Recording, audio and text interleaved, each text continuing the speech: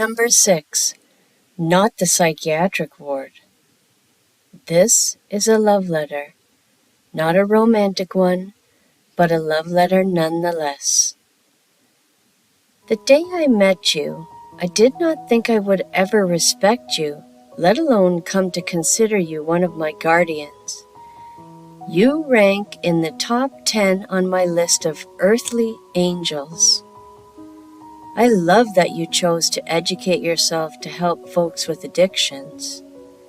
I am grateful every day for your tough love style of counseling. 2 of my friends gave me a ride to the treatment center to attend my intake interview.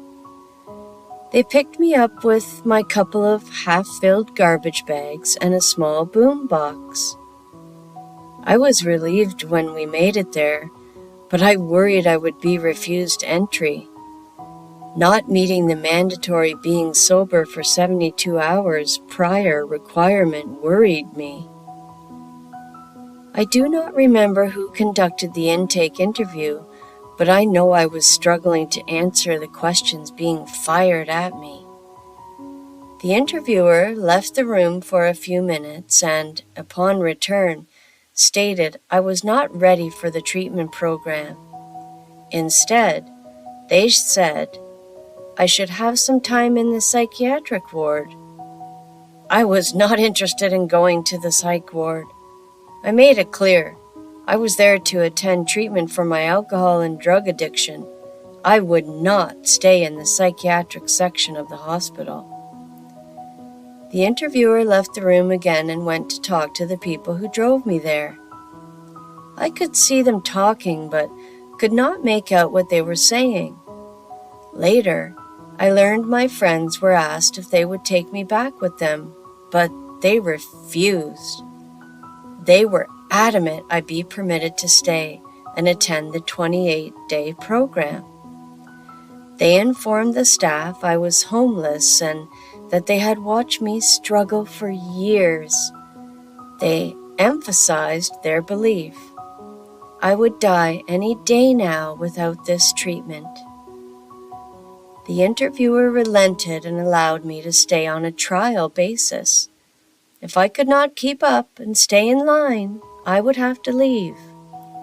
I waved goodbye to my friends as I was taken to the nurse's office for a quick checkup until the doctor could see me later that day. Nurse checked my blood pressure, took some blood and urine, and threw what seemed like 1,000 questions my way. When she finished up with me, she escorted me to the room where I met you. On the way, the nurse explained that the room was where a great deal of my groups would be held, and our timing was perfect as the group was about to start.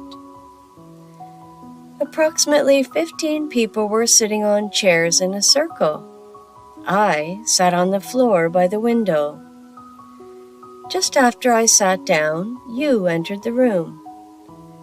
When you noticed me on the floor, your nostrils flared, and with a huff, you abruptly pointed to me and then to an empty chair. I interpreted the gesture to mean, "Get your stupid ass onto a chair." As you turned your back to begin writing on the chalkboard, I flipped up my middle finger at you. Many of the people in the room snickered, but you did not turn around. I got up off the floor and sat in the chair you had pointed out. I do not recall anything that was said during the group meeting. I do remember how hard it was to sit upright and still in the chair while you and the others were talking. When the meeting ended, one of the participants approached to congratulate me on flipping you off. He informed me you were not an alcoholic, and so he felt you had no right to try and educate us. You were assigned as my primary counselor. 15 years later, when the center made an exception and took me in to help me deal with my PTSD symptoms, I was in the last group you would serve before your retirement. After the first week, I wholeheartedly loved you. For the most part, I found your no BS, thoroughly honest approach refreshing. When I did have fits of temper, you did not take it personally. Instead, you made suggestions for how to have a healthy anger release. You were kind when explaining to me I was not allowed to obsessively take showers, but that 1 shower a day would have to do. You assured me I would get clean from the inside out. Also, you did not treat me with kid gloves just because I was the youngest person ever to attend the program.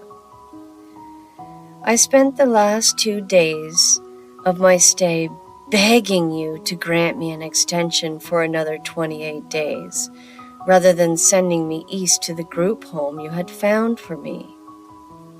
You assured me I was ready to leave, and if I stuck with my treatment plan, I would continue to get better. Before I left to catch my bus on the last day, you met with me privately and showed me the picture that the intake staff took of me on my first day. You adamantly told me, when you want to drink and use, remember this image. You were on death's door. Go back to school in your new community and stick with your program, kid. I pleaded my case again for an extension, but you had made up your mind. You smiled at me and said, "Get out of here before you miss your ride to the bus." I would have cried if I had been capable of it then.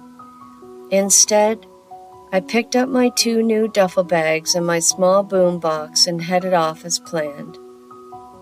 I felt like you believed in my recovery, so as unsure as I was about this new way of life, I figured I would give it my best shot. Thank you for believing in me. Love, Joey.